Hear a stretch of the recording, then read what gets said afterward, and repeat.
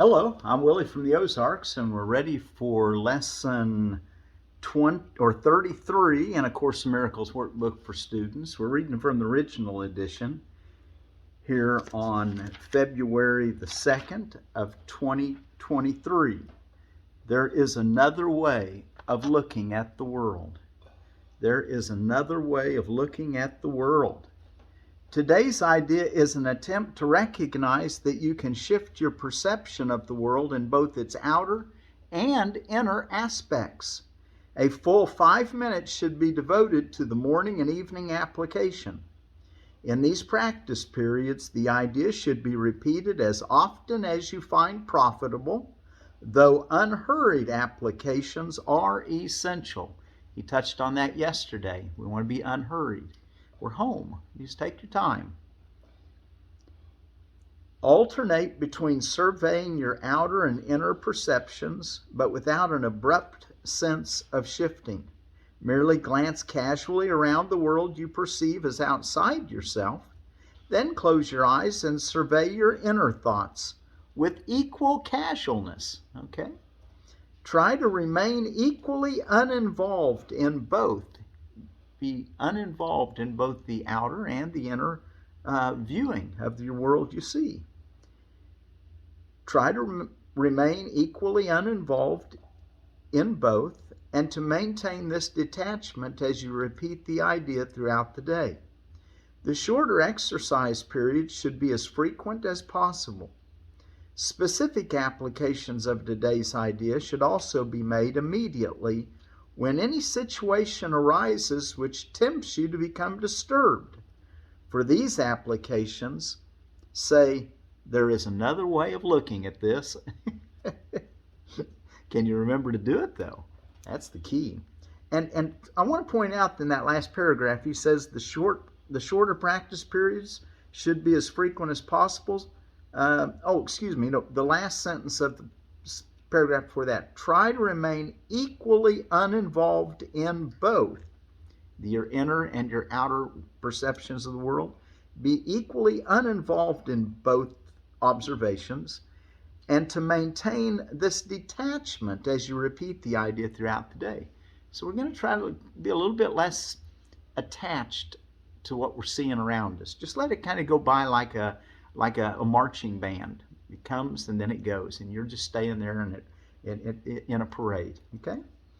So do that with your thoughts also, as well as what you're viewing outside yourself. But if you do become disturbed, say, there's another way to look at this.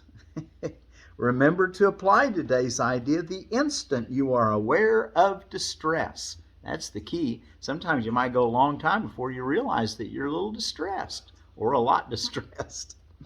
It may be necessary to take a minute or so to sit quietly and repeat the idea to yourself several times. Closing your eyes will probably help in this form of application. There is another way of looking at the world. Okay, so we're going to have our two extended periods for 5 minutes, and then throughout the day, just tell yourself as often as you'd like. There is another way of looking at the world, and particularly use it if you get distressed about something. Apply the idea so that you can give your mind something useful to think about instead of an anger, a hurt, a wrong, a guilt, Okay, let's go take a look now in our text reading. We'll come back to this before we leave. Let's go look in our text reading. We're ready for, in chapter 4, the root of all evil, we're ready for the constant state, section 7, Roman numeral 7. And while you're turning there, let me tell you about a pepper. This I'm reading to you out of the Baker Creek Heirloom Seed Catalog. And it says in general that your capsicum annuums, which are your peppers, heirloom peppers are often more flavorful than the modern types, and most give huge yields. They are one of the easiest crops to grow and are not bothered much by pests. Well, that's good to know, isn't it? All types of peppers are frost tender and are usually started indoors several weeks before the last frost date. I kind of like to always start a few peppers when I start my tomatoes towards the end of January, even in February. Although they may be direct seeded in gardens in long season climates, most people go ahead and start them indoors. Here in the Ozarks for sure. Set transplants out after warm weather has really settled in. Peppers prefer rich and moist soil and full sun, although they will tolerate some shade. They pretty much need full sun. Then the one I want to tell you about today is the California Wonder Pepper. It's a green pepper, and as it ripens, it turns red, and I like them better when they're ripe. But most people like them green. One of the oldest and largest heirloom bell peppers is the California Wonder Pepper. First introduced by California growers around 1928, tall, sturdy plants produce good yields of blocky, thick-walled fruit, a delicious green pepper that ripens to a vibrant red. It looks like one of our lights just quit working, but that's okay. We'll just keep going. So the constant state. It cannot be emphasized too often that correcting perception is merely a temporary expedient. I always think of it, so he says correcting perception is merely a temporary expedient. I think of it when you're building a house, you sometimes have to put up a scaffold to reach things. Well, that's only temporary, so you get the house built. Once the house is built, you take the scaffold down, okay? Well, this is what getting our perception lined up. We want to get it kind of as closely lined up with right-mindedness, or with miracle-mindedness, as Jesus calls it, to where we're actually thinking the way we think when we're in the kingdom of heaven. That way there's no large gaps between the two. Anger is definitely ruled out. We don't want anger. That blocks our ability to see and to transfer. It is necessary to do so only because misperception is a block to knowledge, while accurate perception is a stepping stone towards it. The whole value of right perception lies in the inevitable judgment which it entails that it is unnecessary. The whole value of right perception lies in the inevitable judgment which it entails that it is unnecessary. This removes the block entirely. You may ask how this is possible as long as you appear to be living in this world. And since this is a sensible question, it has a sensible answer. You must be careful, however, that you really understand the question. What is the you who are living in this world? Paragraph 82. Immortality is a constant state. It is as true now as it ever was or ever will be, because it implies no change at all. It is not a continuum, nor is it understood by being compared to an opposite. Knowledge never involves comparisons. That is its essential difference from everything else the mind can grasp. A little knowledge is not dangerous except to the ego. Vaguely, it senses threat, and being unable to realize that a little knowledge is a meaningless phrase, since all and a little in this context are the same, the ego decides that since all is impossible, the fear does not lie there. Let's read that sentence again. So the ego vaguely senses threat, and being unable to realize that a little knowledge is a meaningless phrase, since all and a little in this context are the same, the ego decides that since all is impossible, the fear does not lie there. A little, however, is a scarcity concept, and this the ego understands well. A little, then, is perceived as the real threat. 83. The essential thing to remember is that the ego does not recognize the real source of its perceived threat, and if you associate yourself with the ego, you do not perceive the whole situation as it is. Only your allegiance to it gives the ego any power over you. And that's a key idea. Keep that one in mind. Only your allegiance to the ego gives it any power over you. He'll develop it a little bit more here. 84. We have spoken of the ego as if it were a separate thing acting on its own.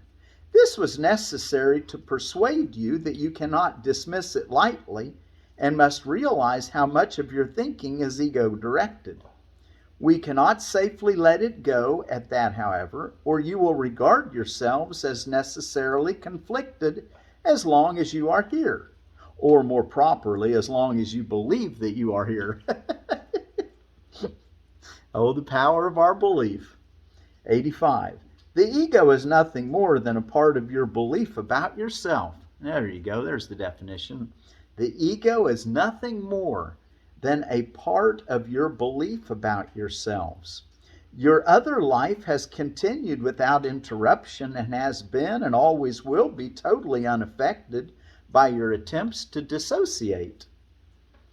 The ratio of repression and dissociation varies with the individual ego illusion, but dissociation is always involved, or you will not believe that you are here, or you would not believe that you are here. So dissociation has to be involved, or you wouldn't even believe that you were here. You've already dissociated yourself to some degree from your true identity, your holiness, your real self, the God part, okay?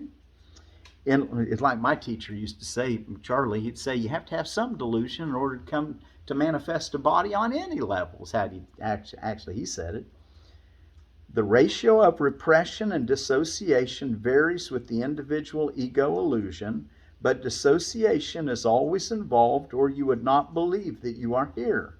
In learning to escape from the illusions you have made, your great debt to each other is something you must never forget. That reminds me of Romans 8 and verse 13, where it says, owe no man anything but to love one another and thus fulfill the law, or the law of Christ. It is exact. So let's read that again. Let's see where we at here. In learning to escape from the illusions you have made, your great debt to each other is something you must never forget. You owe each other love. We owe each other love. It is exactly the same debt you owe to me, to Jesus. Whenever you react egotistically toward each other, you're throwing away the graciousness of your indebtedness and your holy perception it would produce. And the holy perception it would produce. 86. The term holy can be used here because as you learn how much you are indebted to the whole sonship, which includes me, you come as close to knowledge as perception ever can. The gap is then so small that knowledge can easily flow across it and obliterate it forever. You have very little trust in me as yet, but it will increase as you turn more and more often to me instead of your ego for guidance. You have very little trust in me as yet, but it will increase as you turn more and more often to me instead of your ego for guidance. The results will convince you increasingly that your choice in turning to me is the only sane one you can make. No one who has learned from experience that one choice brings peace and joy, while another brings chaos and disaster, needs much conditioning. 87. The ego cannot withstand the conditioning process because the process itself demonstrates that there is another way. Conditioning by rewards has always been more effective than conditioning by pain, because pain is an ego illusion and can never induce more than a temporary effect. The rewards of God, however, are immediately recognized as eternal. Since this recognition is made by you and not the ego, the recognition itself establishes that you and your ego cannot be identical. You may believe that you have already accepted the difference, but you are by no means convinced as yet. The very fact that you are preoccupied with the idea of escaping from the ego shows this. 88. You cannot escape from the ego by humbling it or controlling it or punishing it. Remember that the ego and the soul do not know each other. The separated mind cannot maintain the separation except by dissociating. Having done this, it utilizes repression against all truly natural impulses. Not because the ego is a separate thing, but because you want to believe that you want to believe that you're separate. The ego is a device for maintaining this belief of separation, but it is still only your willingness to use the device that enables it to endure. 89. My trust in you is greater than yours in me at the moment, but it will not always be that way. Your mission is very simple. You have been chosen to live so as to demonstrate that you are not an ego. I repeat that I do not choose God's channels wrongly. The Holy One shares my trust and always approves my atonement decisions, because my will is never out of accord with His. I have told you before that I am in charge of the whole atonement. This is only because I completed my part in it as a man and can now complete it through other men. My chosen receiving and sending channels cannot fail, because I will lend them my strength as long as theirs is wanting. 90. I will go with you to the Holy One, and through my perception, He can bridge the little gap. Wow, He's going to go with us to the Holy One, and through the perception of Christ, or Jesus' perception, He's going to bridge the little gap. Your gratitude to each other is the only gift I want. Wow, there's a key idea. You might underline that idea. We want to be grateful. We don't want to just tolerate people that are around you, put up with them, try to do the best you can at liking them and being nice to them. Move to the place of being grateful for what they've given you, the opportunities, whatever the reason. Find a reason, and be sure that, let's read it again. I will go with you to the Holy One, and through my perception, He can bridge the little gap. Your gratitude to each other is the only gift I want. I will bring it to God for you, knowing that to know your brother is to know God. To know your brother is to know God. That's why you want to be grateful to your brothers, because they're your way of seeing God. A little knowledge is an all-encompassing thing. If you are grateful to each other, you are grateful to God for what He created. Through your gratitude, you can come to know each other, and one moment of real recognition makes all men your brothers, because they are all of your Father. Love does not conquer all, but it does set all things right. Love does not conquer all, but it does set all things right. And as far as love's concerned, there's nothing to fight. Everything's in harmony. Because that's why the soul doesn't know the ego, and the ego doesn't know what's real, the soul. Because you are all the kingdom of God, I can lead you back to your own creations, which you do not yet know. What has been dissociated is still there. 91. As you come closer to a brother, you do approach me, and as you withdraw from him, I become distant to you. Your giant step forward was to insist on a collaborative venture. We're all in this together. So your giant step forward was to insist on a collaborative venture. You tell yourself, no, we're doing this together. I am that. I am that. Well, that's an ancient saying from the Old Testament. Who sent you, Moses? I am that. You tell him, that I am sent me. Well, we're using it now. Well, you can look at anything and say, I am that. I am that I am. That thing that calls itself an I am that I am.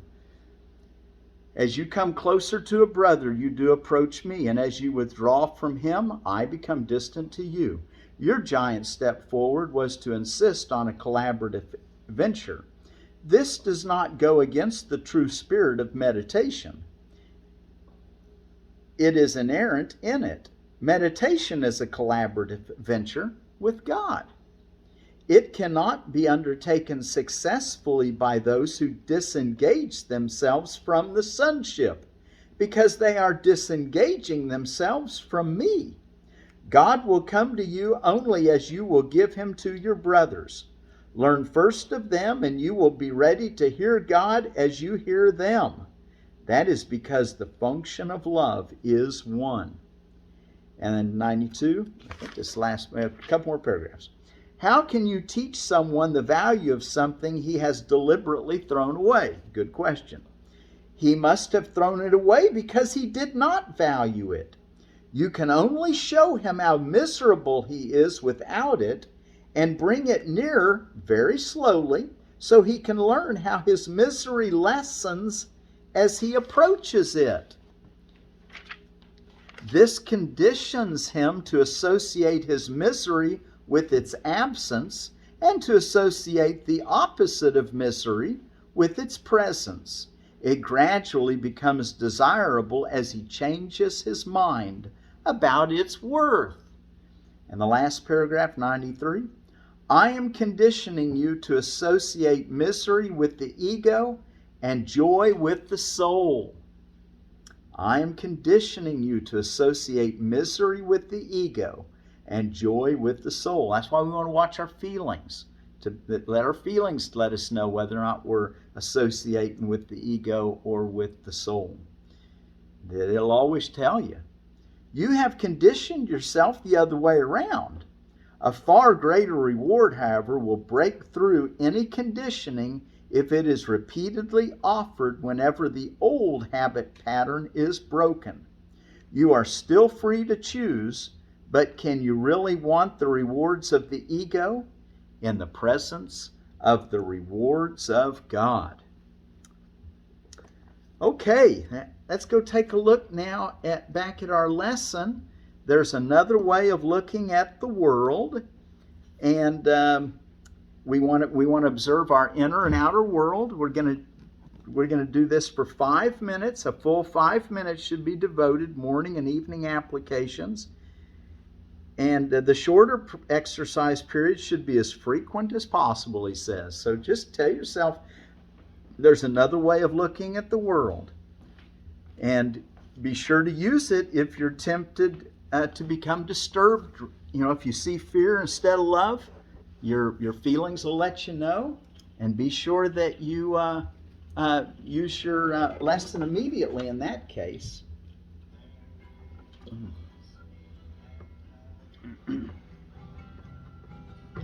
There is another way of looking at the world. There is another way of looking at the world.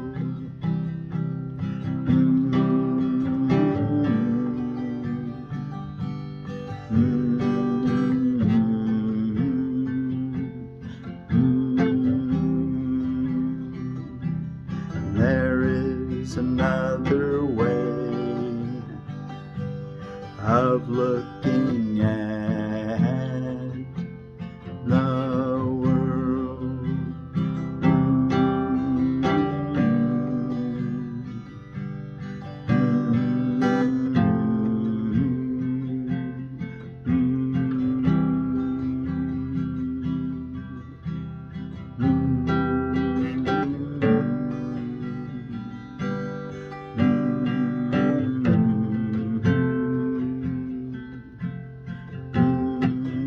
And then you close your eyes and do it.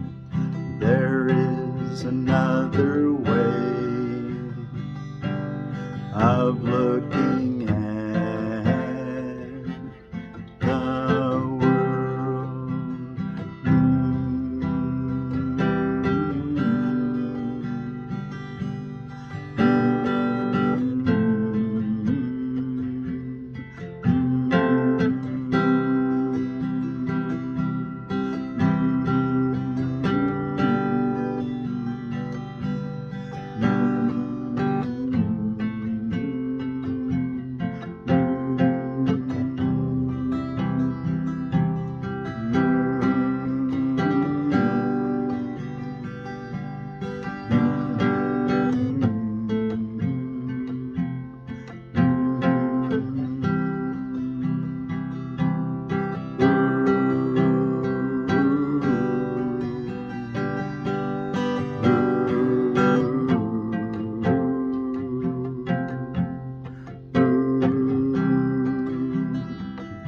survey your inner world and your outer world.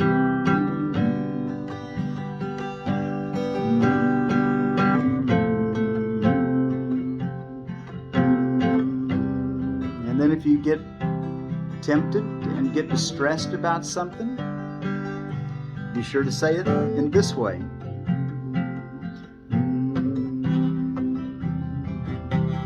There is another way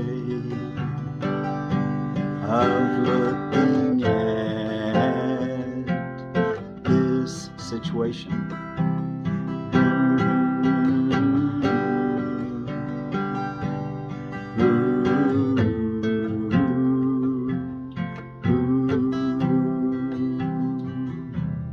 There is another way of looking at this. There is another way of looking at the world.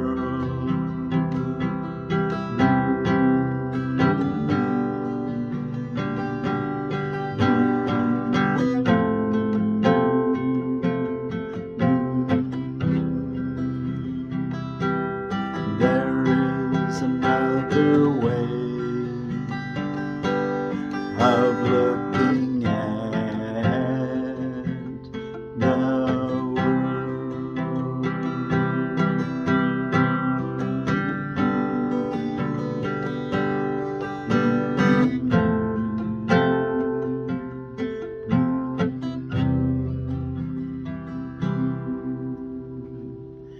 There is another way